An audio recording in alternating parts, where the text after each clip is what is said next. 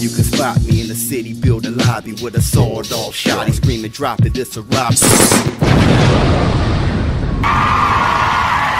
What's up, my people? This is ShowBizz, the adult. Alright, so on June 9th, Terence Crawford will be fighting Jeff Horn. And these are my 5 reasons why Terence Crawford will beat Jeff Horn. First reason why.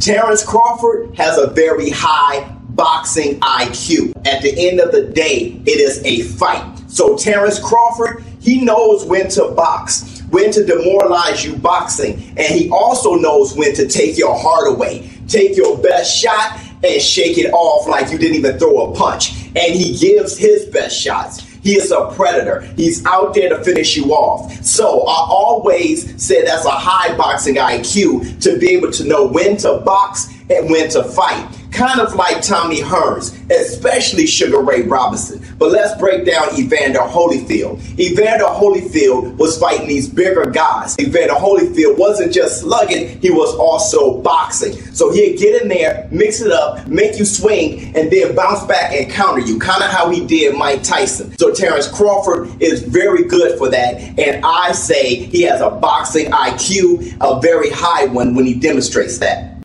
My second reason why Terence Crawford will beat Jeff Horn. He is one of the best boxers today. Terence Crawford has cleared out everybody in each weight class he boxed in, okay? And he went on to unify at 140. To my boy Husky Boy, who has Terence Crawford fought? Who did he beat? Everybody that was in his weight class.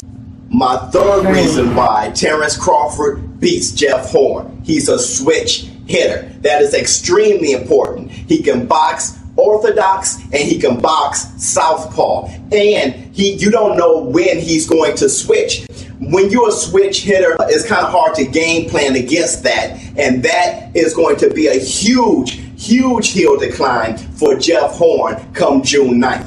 My fourth reason why Terence Crawford will beat Jeff Horn is Terence Crawford is mean. And that is a huge asset. Kind of like Julian the Hawk Jackson. Or kind of like Tommy Hearns once again. Or maybe the G-Man. Or even James Toney. These guys are out there to beat you up. So let's go back to what I was saying about Floyd Mayweather and how Floyd Mayweather's culture, what he brought to boxing, was almost significantly and almost only hitting and not getting hit. I know a lot of people now from Floyd Mayweather's era think that is the game. The fighting game isn't just that. You hear all the time that you don't play boxing, right? Well, Floyd Mayweather did. He boxed as if it was a sport. He really used the points, okay? But at the end of the day, boxing is a fight.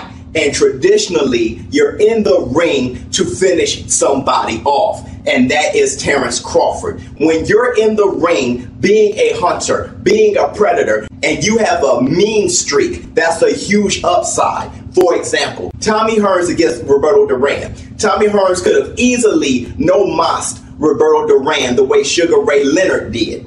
I know this because Tommy Hearns was outboxing Sugar Ray Leonard in their fight. But what did Tommy Hearns do? Dropped him a few times and knocked him out with one of the more crushing blows in the history of boxing. That's a mean streak. And that is Bud Crawford. Bud Crawford is in there to crush you. And if you're still standing at the end of the day, that just means you took it and you stood in there. You hung in there. But it wasn't because Terence Crawford wasn't trying to finish you. My fifth reason why Terence Crawford will beat Jeff Horn. Legacy.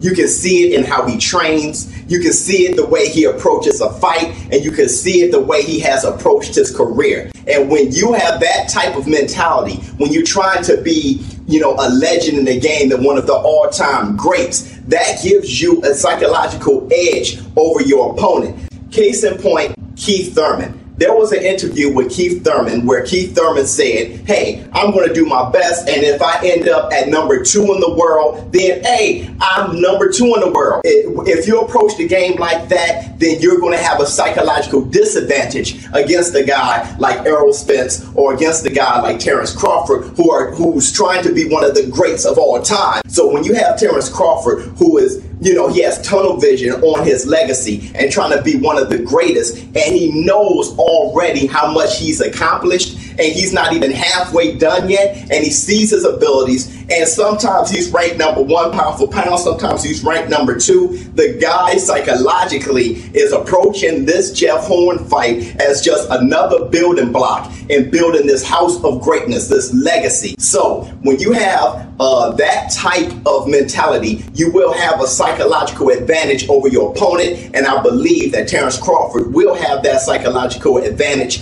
over Jeff Horn come June 9th. ShowBizz the adult.